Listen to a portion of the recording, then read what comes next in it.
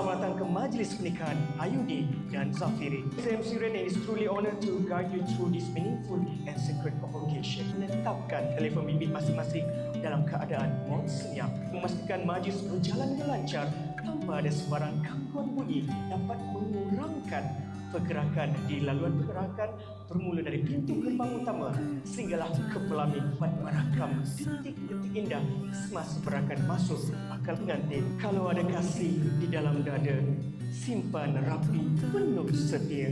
Kalau sudah duduk tersedia, majlis bermula penuh ceria. Dengan penuh takzim, kini diumumkan ketibaan Kadi Ustaz Abdul Salam bin Mahmud yang akan memimpin majlis akad nikah pada pagi yang penuh berkat ini. Mengiringi beliau ke meja akad nikah ialah ayahanda pengantin lelaki Encik Zainal Alam bin Ashid, ayahanda pengantin perempuan Encik Muhammad Sawal bin Muhammad Zain serta para saksi yang telah dilantik. Tibalah saat yang penuh indah dan dinanti-nantikan.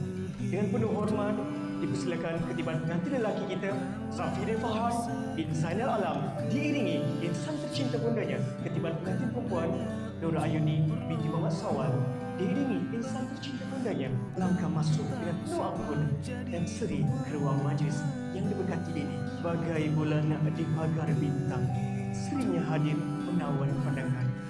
Ayuni melangkah penuh gemilang membawa bahagia dalam debaran. Teruskan majlis, dengan segala hormatnya saya menjemput Tok Kadi untuk mengambil alih acara bagi sesi khutbah nikah, akad nikah, bacaan doa serta lafaz taklim.